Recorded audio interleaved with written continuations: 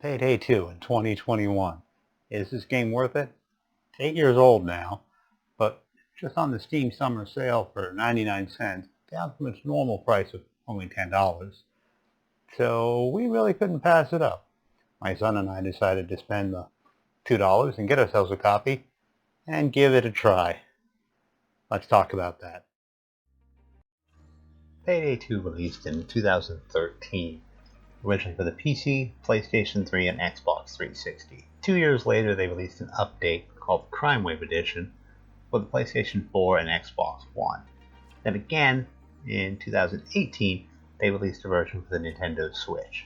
Players joined the Payday crew. This was originally Dallas, Hoxton, Wolf, and Chains. Players can go on crime sprees and perform heists. There's bank robberies, jewelry store robberies, rigging an election. There's heists where you attack another gang. There's drug runs. There's a huge variety of game heists. Over the years, the DLCs added even more. The nice thing about the DLC system is that players don't actually need to have the DLCs to participate. Only the person who started it needs to own the DLC. None of these DLCs are pay to win. You won't be outclassed because you don't have a DLC. Alright, so we're going to jump into our gameplay here. This is our second run. Our very first one we left open to the public and had two other people join us right off the bat. If you're worried that this doesn't have enough people playing it anymore, don't be. There's a lot of people that are playing, and you will definitely be able to fill up a team without using the AI. That said, the AI are not bad. You do have John Wick helping you out here. That was one of the DLCs that was free. Now this mission we started off doing a little stealth, but there's really no way to drill a vault right in the middle of a small bank without being seen, so we decided not. Most of the missions have an option to be stealth or loud. There are a few that require stealth, and there are a few that you cannot stealth.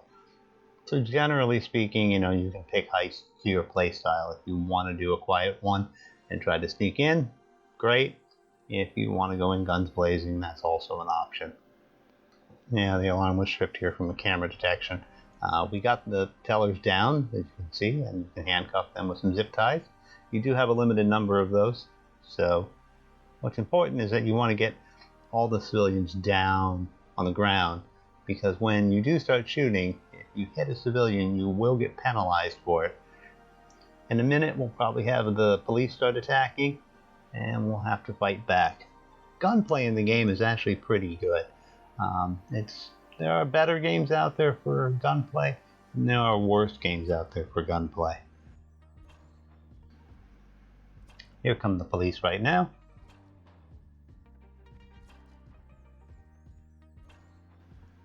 Okay, here we're moving on to our second job. This is a jewelry heist, and this is one that's really difficult to try to ever do stealthily, since you have to break the glass and take everything while people in the store.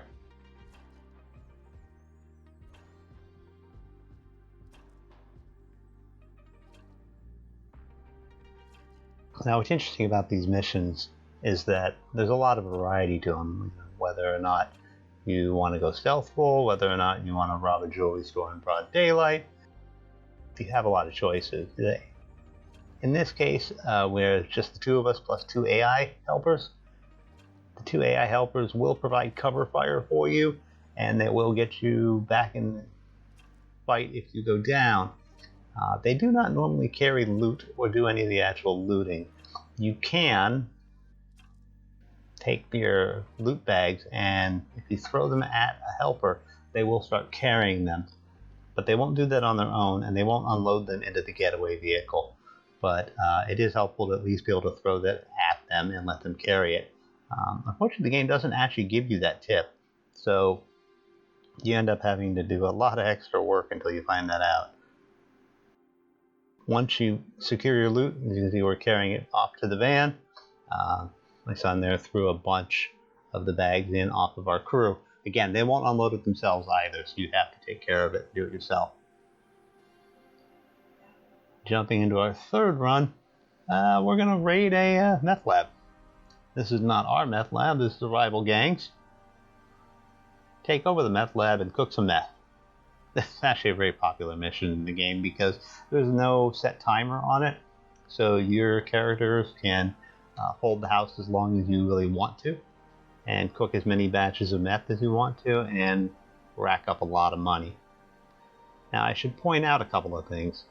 During this mission, if you do play it, the handler, in this case, not really an expert on cooking meth, so he'll start to give you instructions on the order in which you should do things, and he will sound confused at times. Do not follow his direction right away. Give him a moment, because he may correct himself, and as you are about to see, if you do things in the wrong order, they will explode, and you will set the house on fire. You do get a nice bonus for that, though, a nice achievement, although I think I'd prefer the money. Overall, Payday 2 was a great game in its day, and it's aged very well. Was it worth $1? Most definitely. Is it worth $10? Yeah, I think it is. If you like first-person co-op shooters, this is a great game. Yes, it's 8 years old, but the graphics aged well, the gunplay's better than average. Gotta interrupt my own editing here to say something about guns in Payday 2. If you know anything about guns in real life, you'll quickly notice that the developers do not. It doesn't affect gameplay in any way, but some of the guns that are the best guns in game, well, in real life, they're hot garbage. Yeah. So is Payday 2 worth $10 in 2021? Most definitely. If you're a fan of first-person shooters, this is an easy buy. If you catch it on sale for $1, even better.